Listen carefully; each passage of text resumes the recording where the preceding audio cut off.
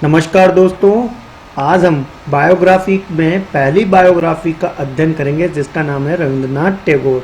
जी हाँ, गुरुदेव रविंद्रनाथ टैगोर के बारे में आज हम इनकी बायोग्राफी की चर्चा करेंगे। आज 7 मई है और आज बर्थ एनिवर्सरी है हमारे नेशनल एंथम के क्रिएटर रविंद्रनाथ टैगोर। जी हाँ, 7 मई 1861 के दिन इस महान हस्ती का जन्म कलकत्ता इंडिया में हुआ था और इनका महापरिनिर्वाण दिवस 7 अगस्त 1941 को कलकत्ता वेस्ट बंगाल में ही हुआ था। इनके जो कार्यकाल की अवधि रही वो रही 1861 से 1941 के मध्य। रविंद्रनाथ टैगोर जी जो कि एक जाने माने ग्रेट नॉवेलिस्ट, स्कॉलर्स, पोइटर्स और सॉन्ग के प्लेराइट्स, कंपोजर रह चुके हैं। उन्होंने गीतांजलि नाम की एक कविताओं का संग्रह लिखा और उसी गीतांजलि के चक्कर में इनको नोबेल प्राइज लिटरेचर का 1913 में दिया गया। ये एशिया के पहले व्यक्ति थे जिन्होंने नोबेल प्राइज जीता लिटरेचर में 1913 में। चलते हैं इनकी बायोग्राफी के बारे में। जैसा कि आपको कुछ इमेज नज़र आ रही है जिसमें रविंद्रनाथ जी टैगोर खुद विराजमान हैं जाने माने पॉलिटिकल लीडर्स के साथ में। ये चरित्र करता है कि ये एक पॉलिटिकल लीडर भी थे। इधर आपको शांति निकेतन नज़र आ रहा है जो कि कलकत्ता में स्थित है और ये एक एजुकेशन जो है वह व्यूज़ इनका नज़र आ रहा है रविंद्रनाथ टैगोर का, जिनका मुख्य उद्देश्य था कि सभी व्यक्तियों को शिक्षित करना। और आज इनके बाद भी शांति निकेतन ये कार्य कर रहा है वेस्ट बंगाल कलकत्ता से। गुरुदेव रविंद्रनाथ टैगोर का जन्म 7 मई 1861 में कलकत्ता में हुआ था और कलकत्ता उसमें ब्रिटिश इंडिया के अंडर में था। इनका जो पेन नेम था वो था भानु सिंह ठाकुर, जिनको बुनीता के नाम से भी जानते थे। फादर जो थे वो थे देवेंद्रनाथ टैगोर और मम्मी का नाम जो था वो था शारदा देवी। इनकी पत्नी का नाम मृणालिनी देवी था और इनके बच्चों में जो इनके बच्चे थे उनमें इनका नाम रेणुका टैगोर, उसके बाद शमिंद्रनाथ टैगोर, मीरा टैगोर और रतिंद्रनाथ टैगोर और साथ में माधुरीलता टैगोर। तो इस तरह से ये 5 बच्चे इनके थे। इनकी मृत्यु 7 अगस्त 1941 के दिन हुई और वह हुई कलकत्ता जो ब्रिटिश अंडर में आता था। इनका जो प्रोफेशन था वो थे ये प्रोफेशन से पेशे से एक राइटर, एक सॉन्ग कंपोजर, एक प्ले राइट और एक एसाइस्ट और साथ में एक पेंटर। इनको जो लैंग्वेज आती थी वह आती थी बंगाल की बंगाली और साथ में इंग्लिश। इनको अवार्ड से नवाजा गया नोबेल प्राइज से। जी हाँ, नोबेल प्राइज से इनको लिटरेचर का नोबेल प्राइज 1913 में गीतांजलि के उपलक्ष्य में मिला था। रविंद्रनाथ टैगोर जयंती हर 7 तारीख के दिन मनाई जाती है। 7 मई के दिन 7 मई रविंद्रनाथ टैगोर के जन्म दिवस के उपलक्ष्य में मनाया जाता है। इस एनिवर्सरी को जो है वो पोचिशे बॉशकाक्स के नाम से भी जाना जाता है क्योंकि 7 मई 1861 के दिन एक रिच ब्राह्मण फैमिली के कलकत्ता के अंदर गुरुदेव रविंद्रनाथ टैगोर का जन्म हुआ था। गुरुदेव रविंद्रनाथ टैगोर के बारे में ये कह सकता हूँ कि ये एशिया के पहले व्यक्ति थे जिनको नोबेल पुरस्कार 1913 में गीतांजलि के चक्कर में मिला था।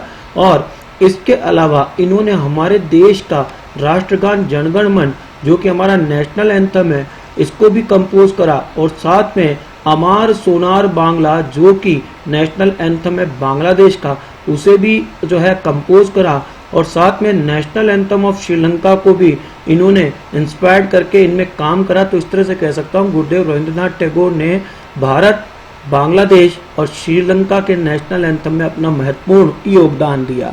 भारत देश का नेशनल एंथम जनगण मन है और जनगण मन को यानी आज ही के दिन यानी 24 जनवरी 1950 के दिन भारत के राष्ट्रगान का दर्जा मिला था। और वही हम भारत के निवासी अपना राष्ट्रगान जनगण मन तब से गाते आ रहे हैं जब हम स्कूल में हुआ करते थे। लेकिन क्या अब हम इसके बारे में कुछ और ज़्यादा जानते हैं कि इसे रविंद्रनाथ टैगोर ने लिखा था? बिल्कुल सत्य बात है, इसको लिखने वाले थे रविंद्रनाथ टैगोर। तो 27 दिसंबर 1911 को पहली बार भारतीय राष्ट्रीय कांग्रेस की कलकत्ता, उस समय उसका नाम कलकत्ता था, उस सभा में जनगण मन को गाया गया था और उसमें बंगाल के बाहर के लोग इसे नहीं जानते थे और संविधान सभा ने जनगण मन को भारत के राष्ट्रगान के रूप में 24 जनवरी 1950 को अपनाया। हालांकि इसे साल 1950 में बंगाली में लिखा गया था गुरुदेव रविंद्रनाथ टैगोर के द्वारा। जनगण मन रविंद्रनाथ टैगोर का, जैसा कि इस फोटो के अंदर इनकी पूरी की पूरी गाथा और पूरी की पूरी बायोग्राफी नजर आ रही है। Highest education in which doesn't merely give us the information but make our life in harmony with all existence, ये इनके मुख्य विचार थे। गुरुदेव का जो शांति निकेतन है, जो कि एक शिक्षा का केंद्र है, जिसका इमेज आपको इमेज में नजर आ रहा है, ये ड्रीम ऑफ रविंद्रनाथ टैगोर का था, जो विश्व भारती के तहत है। रविंद्रनाथ टैगोर के जो फादर थे, उन्होंने शांति निकेतन की स्थापना करी थी 1901 में, जिसका मुख्य उद्देश्य लोगों को शिक्षित करना था।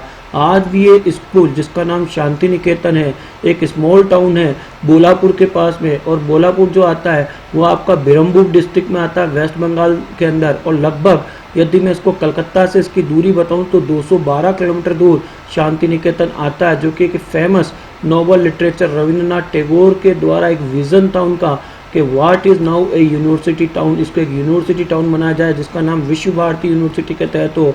और ये वो प्लेस आर्किटेक्ट है जहाँ थाउजेंड ऑफ विजिटर हर साल आते हैं, और आज इन्हीं के नाम से रविंद्रनाथ टैगोर यूनिवर्सिटी भोपाल एमपी के अंदर चलती है। तो ये थी कुछ बायोग्राफी रविंद्रनाथ टैगोर की। आशा करता हूँ आपको काफी पसंद आई होगी। और इनके ये कुछ लिटरेचर है जिनमें इनको गीतांजलि, जिसके तहत कि इनको नोबेल पुरस्कार मिला था 1913 में, ये गीतांजलि जो कि रविंद्रनाथ टैगोर के द्वारा लिखी गई एक किताबों की, एक गाने की किताबों की एक श्रृंखला थी। इसको हम सॉन्ग ऑफरिंग कह सकते हैं। और इसको ओरिजिनली पब्लिश किया गया था 1910 में, और ओरिजिनल जो इसकी लैंग्वेज थी उसमें वो बंगाली थी, परंतु इसको इंग्लिश में 1912 के अंदर पब्लिश किया गया। और 1913 में इनको अल्फ्रेड नोबेल की याद में दिए जाने वाले सबसे बड़े अवार्ड नोबेल लिटरेचर से नवाजा गया। उसके पास में आपको रविंद्रनाथ टैगोर के द्वारा लिखी गई एक कहानी का संग्रह है जिसका नाम है गोरा। और उसके बाद क्लासिकल लिटरेचर फॉर चिल्ड्रन के लिए कह सकते हैं काबुली वाला, जो कि रविंद्रनाथ टैगोर की एक मार्मिक कथा है जो छोटे बच्चों के लिए काफ़ी इम्पोर्टेंट है।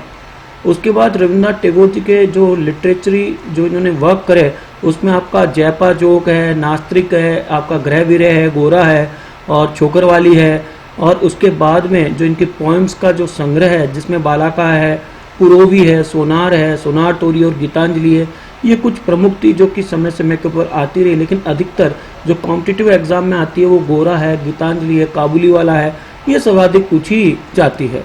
तो ये था हमारा एक संग्रह जिसका नाम था रविंद्रनाथ टैगोर जी का। आशा करता हूँ ये बायोग्राफी आपको पसंद आई होगी। अगली बार फिर मिलेंगे एक और बायोग्राफी के साथ। तब तक के लिए मुझे इजाजत दीजिएगा। जय हिंद, जय भारत।